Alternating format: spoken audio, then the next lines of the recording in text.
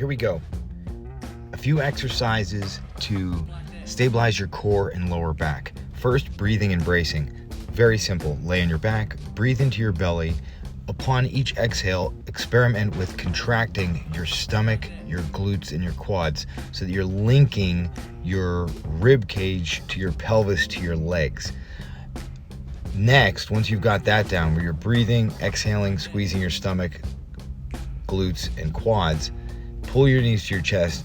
Continue with the breathing into the belly, rising and falling, but holding the stomach tight. So we've got a compressed belly. Then we're going to add this squeezing of the glutes, quads back in by extending a leg, pointing the toes, reaching up overhead. Now we've got this connected hollow body from fingers to toes. Fingers reaching, toes pointing, quads squeezing, glutes squeezing, abs squeezing. If any part of that hurts or is too much, go back to a previous step. Meaning go back to the part where you're lying on the ground, then pulling your knees to your chest and extending one leg at a time. Here's the hip bridge. Very basic, very simple. Feet about hip width apart, flat on the ground, pressing the hips up, driving the hips as high as you can. You want to try to get into a little bit of extension so that your knees, hips, and shoulders are bowed a little bit, meaning your hips are slightly higher than the line that would connect your knees to your shoulders. But even just getting to neutral is a good place to start.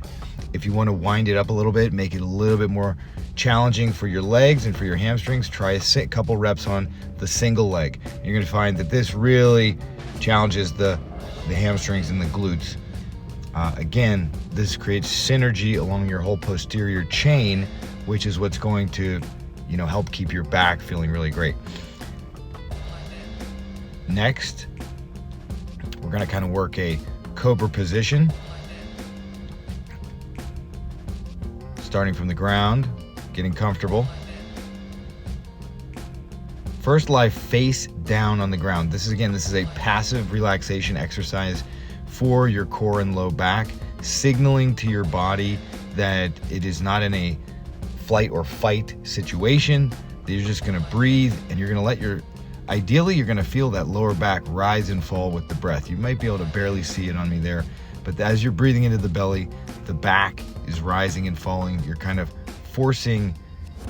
not forcing air into the lower back, but you're forcing the lower back to move due to the fact that you're breathing into the low back.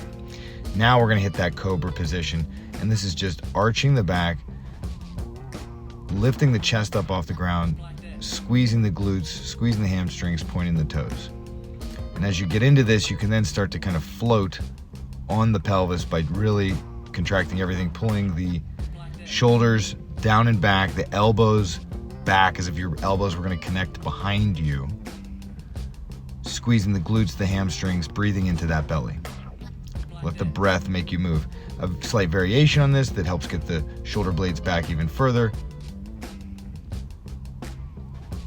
Almost like a skydiving position.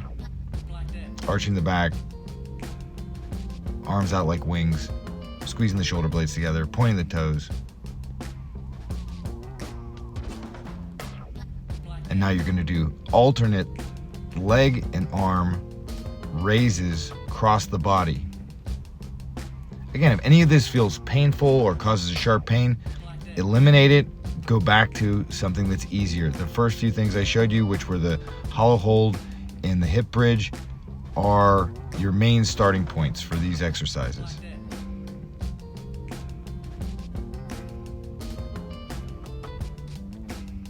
Next, we're going to go into, I believe, a little cat-cow.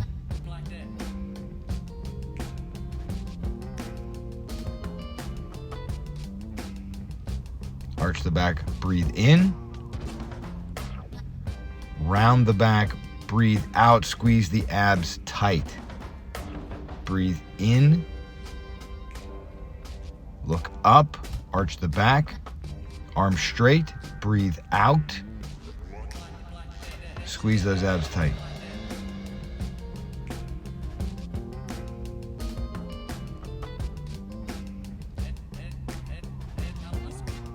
The more you can emphasize the extreme portions of the movement, the better it is for you. Now we're going to do bird dog, opposite arm, opposite leg, reaching, extending.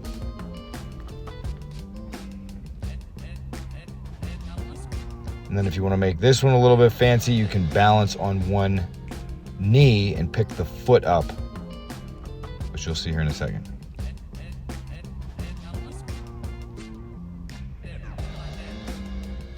So when you pick that foot up off the ground, a lot of other things have to happen in order for you to maintain the position. It's a lot more of a fight, and you've got to extend. The more you extend through the position, the more balance you'll have. So the more you connect your hand to your foot, the one that's reaching, the reaching hand to the reaching foot, the more you can connect across your body, the more control you'll have when you lift that other foot off the ground.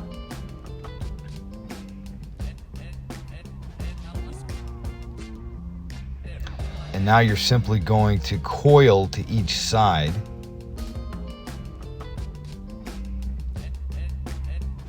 Kind of looking behind you, knees on the ground, hands on the ground, toes on the ground.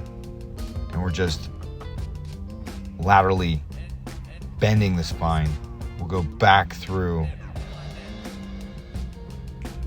Now we're going right into the atomic push-up, which is the full rolling of the spine and then extending the arms overhead. So big breath, roll up, breathe out, head through the arms, nose to toes, trying to stretch the calves.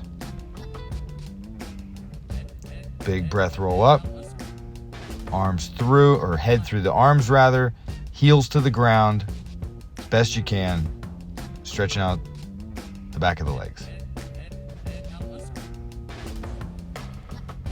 Just went into a little child's pose there for a second, and then one more bonus, the table hip bridge.